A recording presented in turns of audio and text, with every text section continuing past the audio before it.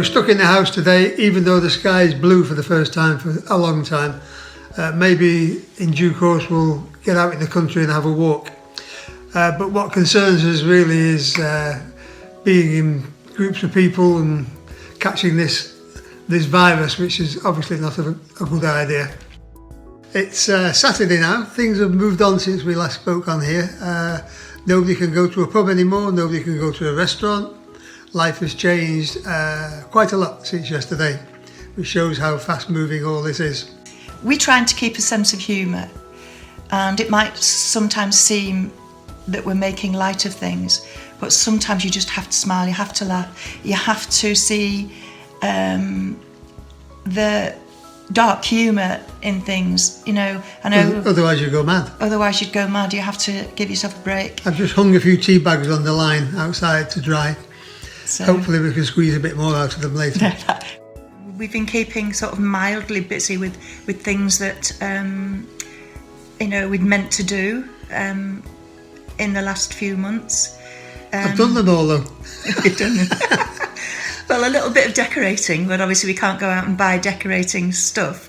We had some bits of paint left, and we stripped a small room and repainted it, and it didn't really need doing, but... Well, it did really. Well, I suppose it did, yeah. But it's a catch-22, you think, I'll go and do this, and I need that to do it with, and you can't go out. A, you can't go out, and B, even if you could go out, you couldn't go and get what you wanted because everywhere's closed, so it's difficult. Yeah. A friend of mine up the road who is younger than we are, lives right opposite local Tesco and a co-op, and he's now become our wine angel. So that's very good, because we actually had a wine drought going on. Yeah.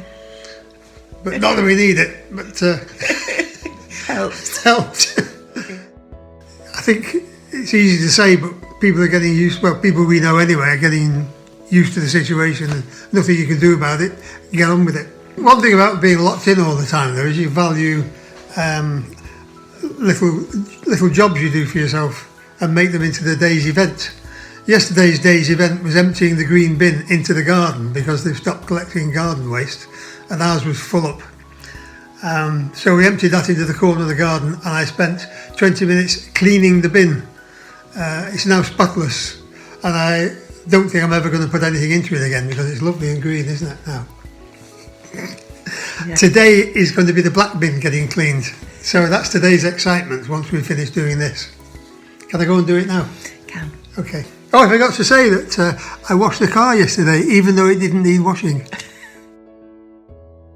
We don't go out because Chris had his letter a few days ago. He's immunosuppressed. He's really fit. Does a lot of exercise and walking normally, but because he's got arthritis, the drug he takes is an immunosuppressant. So he's been told he can't go out for 12 weeks, and to keep him safe as well, I have to do the same, really. But a normal day would be about 20,000 steps on my little watch, and I managed 391 the other day, so I'm getting a little bit frustrated with it all. The most irritating thing is that for all the months before this started, it seemed to be chucking it down every day, and you were quite pleased to be inside. The minute they said you're all locked in, the sun came out and has given us two fingers and said, look at you lot, all locked in, and you can't go anywhere apart from your back garden. Oh, well, I'm seeing the positive side of it. At least we've got a back garden. It seems that the countries that have coped better with the virus, funnily enough, seem to have female leaders. Like this house. Yeah.